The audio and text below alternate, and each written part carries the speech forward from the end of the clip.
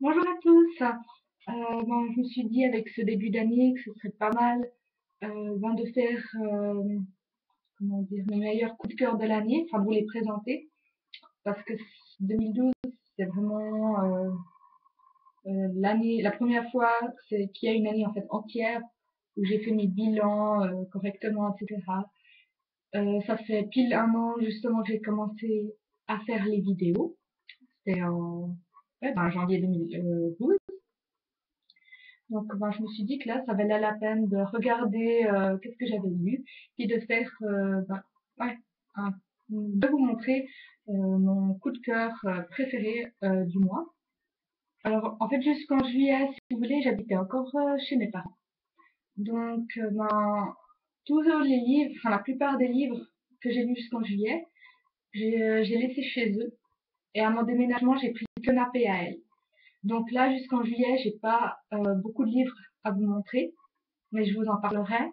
Et à partir de juillet, forcément, tout ce que j'ai lu, c'était dans ma PAL ou bien ce que j'ai acheté, donc je les ai avec moi pour vous les montrer. Certains mois, ça a été dur, je voulais vous en montrer plus que un. Je me suis dit, si je commençais à rentrer pour ce schéma, j'allais vous en présenter 40. Donc non, je suis restée à un par mois. Donc, le premier, donc je n'allais pas pour vous le montrer, mais c'était Un deuil dangereux de Anne Perry chez 10-18. C'est donc le tome 2 des aventures de l'inspecteur Monk. C'est du polar historique à Londres, sauf erreur 19e siècle. Donc, j'ai énormément aimé ce livre parce que je trouve qu'il y a de l'action. Ça représente bien le Londres de l'époque, donc tant au niveau des mœurs que des habitudes, que des coutumes, que de l'alimentation, que de la société, etc. Donc c'est vraiment le polar historique comme je l'apprécie le mieux. Et ouais, moi j'ai aussi beaucoup aimé Monk. J'ai beaucoup aimé Ether, je crois qu'elle s'appelle, Letterly, parce qu'elle montre bien les conditions de la femme de l'époque. Alors c'est aussi une thématique qui a beaucoup à Anne Perry, hein, les femmes dans le Londres du 19e, si je ne me trompe toujours pas, de siècle. Donc ça, c'était vraiment une grande découverte. Et d'ailleurs, ce mois-ci, je vais lire le tome 3. Une fois, il faudrait que j'achète le 1 peut-être, mais bon. En février, j'ai lu donc Le Protectorat de l'Ombrelle. C'était les aventures d'Alexia Tarabotti de Gay Carriger, édition Orbit, je crois, je sais plus. Et puis, je l'avais lu vraiment.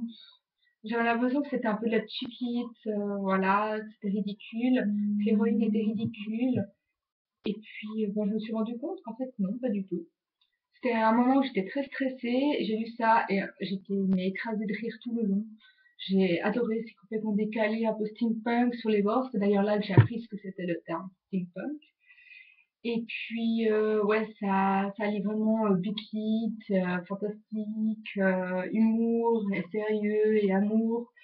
Euh, ouais, tout est très bien dosé à ce niveau-là, donc moi je me suis vraiment bien marrée. Et puis voilà, alors, du coup j'ai le tome 2 dans la PAL. Alors voilà, sinon en mars j'ai lu L'Alchimiste assassiné de Fidelis Morgan. C'est aux éditions, enfin la collection Labyrinthe, hein. Et puis ça c'est aussi du polar historique. Je crois que c'est aussi Londres. Et puis voilà, la thématique là c'était par rapport à l'alchimie, à Newton. Mes souvenirs me font un peu défaut. Et puis, donc ça, c'est pas du polar historique comme du Anne Perry, c'est beaucoup plus aventure, on va dire. C'est plus centré sur l'action, les aventures, et je trouve quand même l'humour au niveau des personnages, enfin de leur comportement.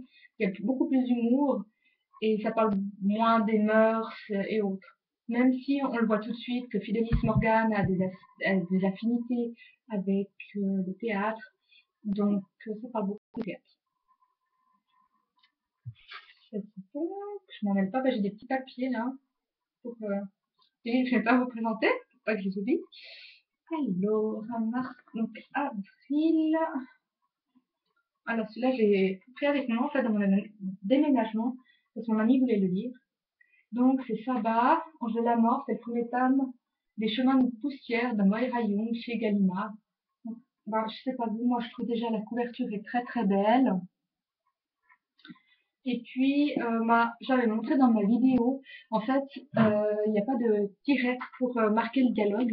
Donc, que ça soit un dialogue ou une description, ça compte de la même manière. Donc, ça peut paraître déroutant, mais en fait, j'ai beaucoup aimé. Ce que j'ai aussi apprécié, c'est qu'on ne devine pas du tout dans quel monde on est au début. Puis après, ça vient gentiment, il y a des petits indices. Et les personnages sont extrêmement attachants. Ouais, l'intrigue m'a complètement prise. C'était un véritable coup de cœur. Du coup, j'ai le 2, mais en anglais. Je sais que je l'ai pas encore lu, il faut que je m'encourage un petit peu. Mais ouais, ça c'était vraiment une grande surprise. Je l'avais, ah oui, en fait, je l'avais acheté parce que l'ami là, dans le swap jeunesse de octobre, non, novembre 2011, m'avait donné un extrait. J'avais trouvé ça super. Du coup, je l'avais direct commandé. Puis il a traîné dans ma PL. Et c'était quoi en avril? Ouais, bah oui, avril justement, de 2012, qui avait une lecture commune, donc je l'ai lu. Et ouais, absolument génial. Pardon, pas de place pour poser les choses.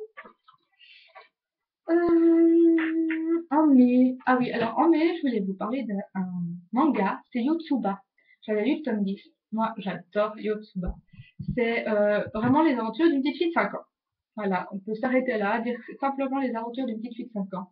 Mais qu'est-ce que c'est drôle. Alors, si vous aimez les enfants, vous savez qu'à 5 ans, un gamin, ça fait vraiment plein de bêtises, ça commence à parler, ça fait comprendre des choses, ça pose plein de questions, ça se déplace très bien, très vite surtout.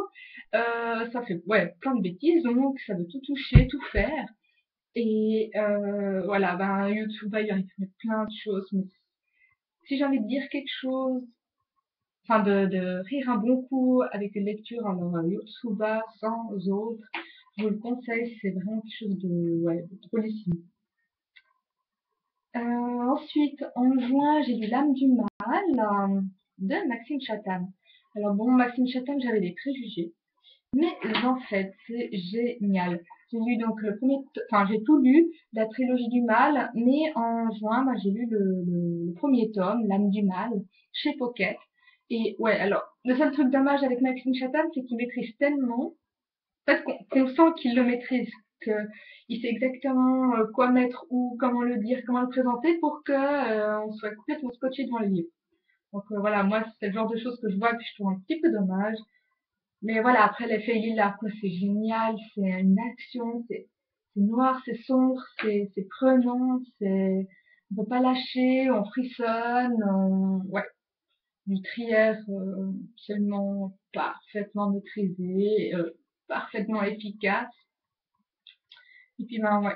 Du coup en fait quand il y a eu la BD qui est sortie, je l'ai prise par curiosité. C'est pas mal, je trouve que c'est assez fidèle finalement à l'histoire. Ils ont pas fait l'erreur de faire une BD pour un tome, ce qui est impossible vu que c'est trop parlé. Mais ils ont pas fait cette erreur là. Et du coup je me demande quand il y a le tome 2 qui va sortir. On verra bien. Et ensuite, donc, juin c'est bon. Hop, juillet. Alors, The Innocent Mage de Karen Miller chez Orbit. Bon, en fait, j'ai commencé, si vous voulez, j'avais lu jusque-là en anglais, puis j'avais trop de peine. Alors, je l'ai repris après en français depuis le début. Et donc, le 2 je pense que je le lirai en anglais cette fois, vu que j'ai les bases, que j'ai bien compris l'histoire. Mais le un j'étais un petit peu trop perdue, puis il est long, hein, il fait 600 pages, hein, puis c'est écrit, je sais pas si vous voyez bien, mais je trouve que c'est écrit minuscule. Alors voilà, mais c'est trop beau, la couverture, vous voyez, on voit le personnage principal, et puis en fait le tome 2 c'est la même chose, c'est la suite du personnage, et puis en orange, ouais, orange rouge, et c'est vraiment trop trop beau dans la bibliothèque. Donc ça c'est de la fantasy, je l'avais pris à Berlin, j'avais envie de m'acheter un livre en anglais à Berlin, enfin anglais par défaut vu qu'il n'y avait pas en français, et puis ouais, bah ça a été vraiment une bonne surprise, j'ai pris au hasard, j'ai passé une heure dans la librairie à me choisir un livre. Et puis, ouais, c'est vraiment, de la très très bonne fantaisie et c'est une duologie. Alors je le redis, c'est une duologie, il y en a deux. Il y a un deuxième cycle où il y en a aussi deux, mais on peut s'arrêter à la fin du premier cycle, hein. Mais voilà. Donc le tome 2, je vais le lire cette année, je pense. Mais très très très très bien. Une très bonne surprise. Il y a donc août. Cette fois c'est le tome 3. Je l'ai, vu que je l'ai lu en août, donc maintenant j'ai tous les livres ici. Et puis, bon, encore mieux parce que celui-ci, il y a des araignées. Alors voilà, moi j'aime pas les araignées. J'ai envie de dire qu'elles font peur jusqu'à la moitié du livre, après ça s'atténue. Mais c'est une horreur, hein. En fait, là, vous voyez un homme ou une femme, je sais pas, mais dans un cocon et grandeur humaine. Et c'est impossible. Mais pourquoi alors ils retrouvent des corps dans ces cocons? Et c'est une horreur ce livre. Après, on imagine des araignées. Et bien sûr, tout le monde dit ne le faites pas, mais tout le monde le fait. C'est d'aller voir les images des araignées parce qu'ils donnent les noms. Et bon, après, vous savez exactement de quoi il parle. Moi, ce qui m'a le plus choqué, c'est la mygale de 30 centimètres de diamètre. Ça m'a bof. Enfin, je dis moi que une araignée, j'appelle mon copain à l'aide, hein. Donc, imaginez une mygale de 30 centimètres de diamètre qui attaque en plus. C'est une qui attaque. Ça me bouffe. On va parler d'autre chose. Non, c'était quoi? Donc, juin, juillet, août, septembre. Septembre, c'est Patricia Briggs, Le Cri du Loup. J'aurais pu vous parler précédemment de Mercy Thompson, mais même si c'était très très bien, c'était pas un coup de cœur. Par contre, celui-ci, un peu plus déjà. Moins d'action pourtant, mais des personnages que j'ai préférés. Enfin, déjà, de un, il n'y a pas de trio amoureux, et ça, c'est un truc que je déteste, qu'il y avait dans Mercy Thompson. Donc, malheureusement, à la limite, juste à cause de ça, c'était pas un coup de cœur. Là, il n'y avait pas du tout de trio. Ouais, on entre un peu plus dans la meute, hein, on entre plus profondément là-dedans. Et puis, j'ai adoré la partie où ils sont dans les grandes étendues et qui marchent. Ouais, les personnages extrêmement attachants. Et ouais, je sais pas. J'arrive moyennement à expliquer vraiment pourquoi j'ai adoré ce livre. Mais j'ai déjà lu le tome 0, Origine, hein, qu'elle a écrit après coup. Ça aide quand même pas mal à comprendre de choses. Donc, c'est mieux de commencer par le 0, mais on peut commencer par le 1, il n'y a pas de souci, on s'en sort. Ouais, bah moi j'ai dévoré ce livre, quoi. Beaucoup de plaisir.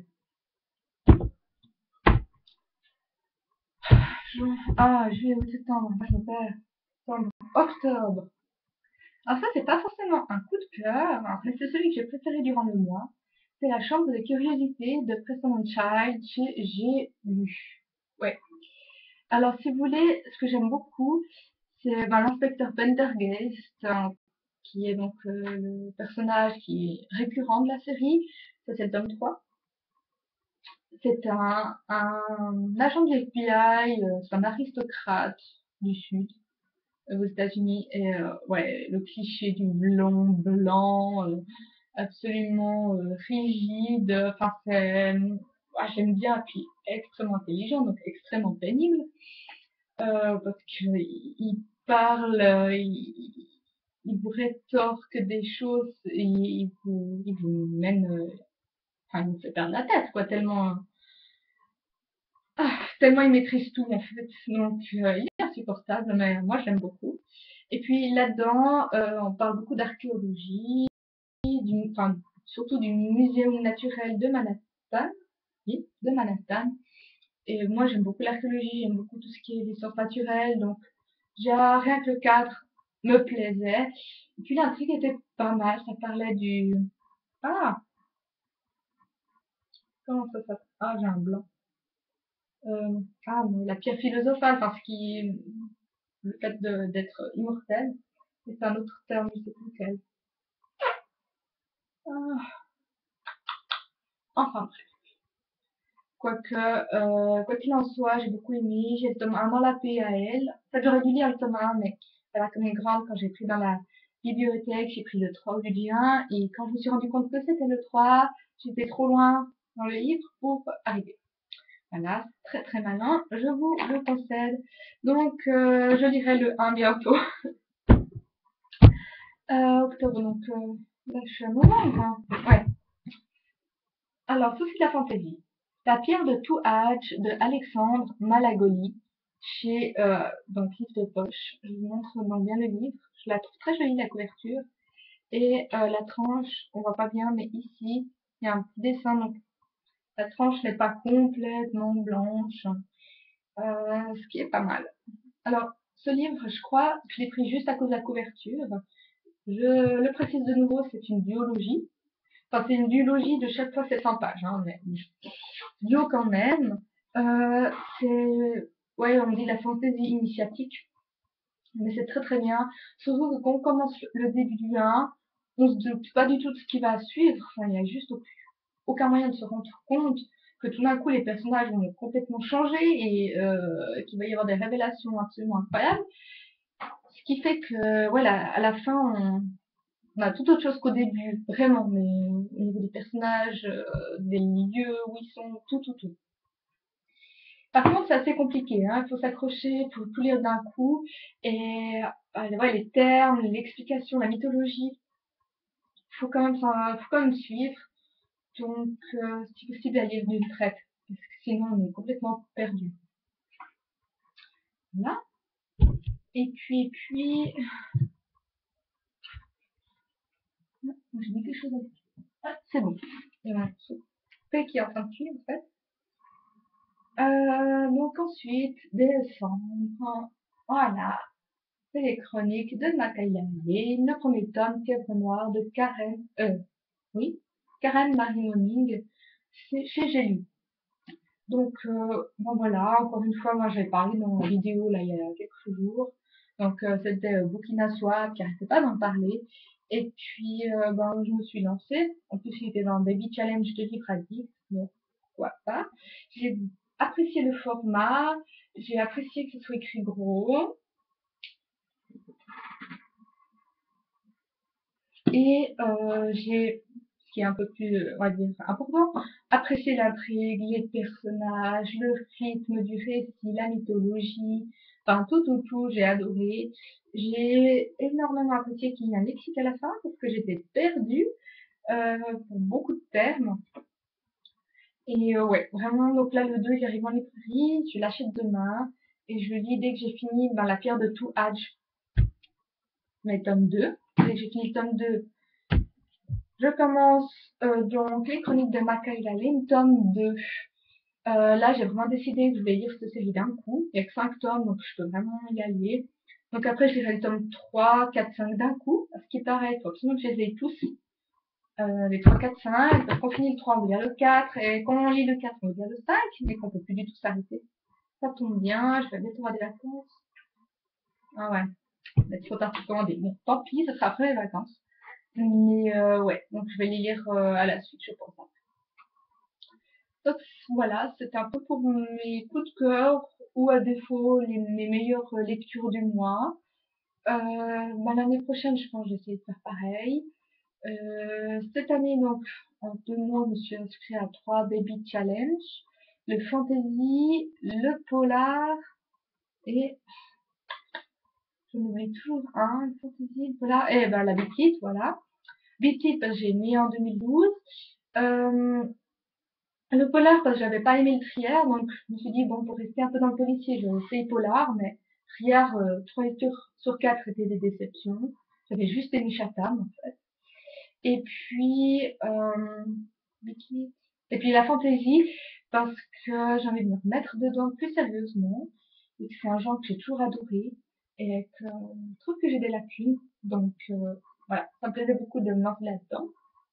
Je me suis inscrite au challenge ABC normal et à challenge ABC imaginaire, justement pour la fantasy, biopic, science-fiction et tout ça. Le challenge des sagas, parce que j'ai vraiment envie de les avancer, ou à défaut de les avancer, en tout cas de les lister, puis de savoir lesquels sont en cours, pour de temps en temps peut-être suivre un peu les nouveautés. Et puis, que dire? Bon, c'est un petit peu tout. Je vais vous laisser là-dessus. N'hésitez pas à me faire part de vos remarques pour les livres dont je vous ai parlé. N'hésitez pas aussi peut-être à aller voir sur mon blog, donc samlor-en-livre au singulier at .éclatblog.com. Oh là là, excusez-moi, je confonds toujours les adresses mail et les adresses web.